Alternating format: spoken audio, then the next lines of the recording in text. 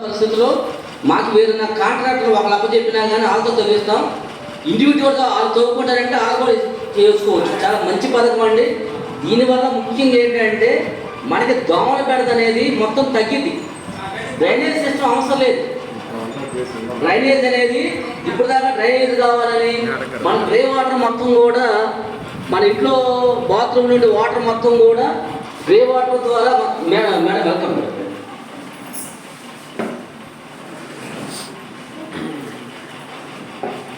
వాస్తవంగా ఎస్టిమేట్లో కానీ మన పల్లెటూర్లలో కానీ ఎక్కువ విపరీతంగా దోమలు ఉన్నాయి. దీనికి కారణం ఏంటంటే ఎస్టిమేట్ మనలో ఎక్కడో డ్రైనేజ్ సిస్టమ్ లేదు. ఎస్టిమేట్లో ముఖ్యంగా అసలు లేదు. దీనివల్లే మనకి దోమల బెడద ఎక్కువ ఉంది. దీనికి మంచి సొల్యూషన్ ఏం కనిపెట్టారంటే లాస్ట్కి ఫైనల్గా చక్కగా ఒక 6,000 రూపాయలతో మ్యాజిక్ సోప్ పెట్టారంటే ఇప్పుడు కొంట.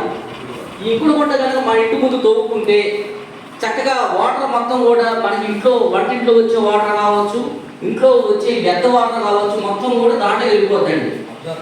దానివల్ల డ్రైనేజ్లో రాదు. ఆ వాటర్ అక్కడే మనకి ఇన్స్టాలేషన్ అయిపోద్ది. దానివల్ల దోమలు పెడకూడదు. తర్వాత ఏమవుతుందంటే గ్రౌండ్ వాటర్ పెరిగిద్దండి.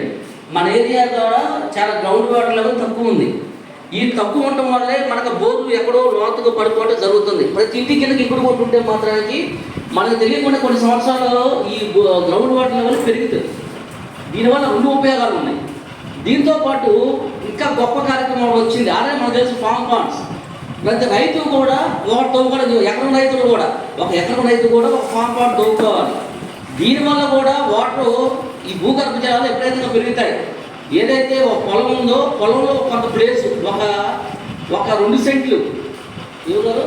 ఇప్పుడు 2 సెంట్లు తర్వాత ఒక 2 సెంట్ల ప్లేస్ కనుక ఎకరం పొలంలో కనుక మనం పెట్టుకోగలిగితే దాంట్లోకి ఈ పైనుంచి వచ్చే వర్షం వాటర్ కావచ్చు, ఏ వాటర్ వచ్చి దాంట్లో ఇంకిపోవటం వల్ల భూగర్భ జలాలు పెరిగిపోతాయి.